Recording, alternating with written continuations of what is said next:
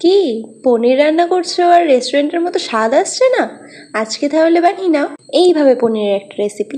রেস্টুরেন্টের মতো স্বাদ আসবে গ্যারেন্টি। আরে হ্যাঁ হ্যাঁ, আমারও এসেছিল। আমিও পনিরের এই রেসিপিটা ফার্স্ট টাইমই বানিয়েছি, দুর্দান্ত খেতে হয়েছিল। তো প্রথমেই পনিরগুলোকে ছোট ছোট কিউবস করে নিয়েছি। তারপর একটা মিক্সিং বোলে পোস্ত, কাজু বাদাম আর যে পনিরগুলো আমার ভেঙে গেছিল সেগুলো আমি দিয়ে দিচ্ছি। এটা দিয়ে ভালো করে গ্রাইন্ড করলে এর মধ্যে একটা ক্রিমি ভাব আসবে। এর উপর দিয়ে দেবো একটুখানি চিনি। এই যে এটা এবার মিক্স হয়ে গেছে, এরকম ঠিক ব্যাটারটা হয়েছে। আবার ওই মিক্সিং বোলটাতেই একটুখানি টক দই নিয়ে ওর মধ্যে অল্প একটুখানি বাটার, 1 টিস্পুন নুন, হলুদ গুঁড়ো, লঙ্কা গুঁড়ো দিয়ে ভালো করে মিক্স করে নিতে হবে। এবার আরেকটা ফ্রাইং প্যানের মধ্যে 1 চামচ মতো গোটা ধনে, গোলমরিচ আর 2 চামচ মতো গোটা জিরে দিয়ে এটাকে ভালো করে ভেজে নিয়ে তারপর এটাকে মিক্সিতে গুঁড়ো করে নিতে হবে।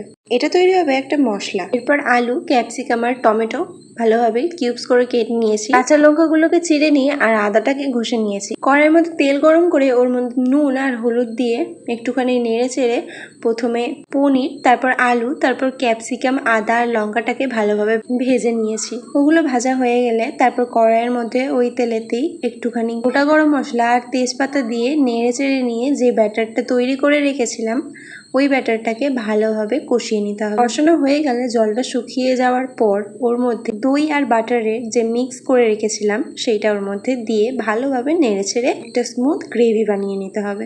গ্রেভিটা হালকা গাঢ় এরকম হয়ে এলে এর মধ্যে দিয়ে দেবো ভেজে রাখা আলু, ক্যাপসিকাম, টমেটো, কাঁচা লঙ্কা আর আদা। এগুলোকে দিয়ে এই ব্যাটারটার মধ্যে ভালোভাবে নেড়ে চেড়ে কষিয়ে নিতে হবে। এর মধ্যে দিয়ে দেবো অল্প একটুখানি লঙ্কা গুঁড়ো, একটুখানি হলুদ গুঁড়ো দিয়ে ভালোভাবে নেড়ে চেড়ে নিচ্ছি।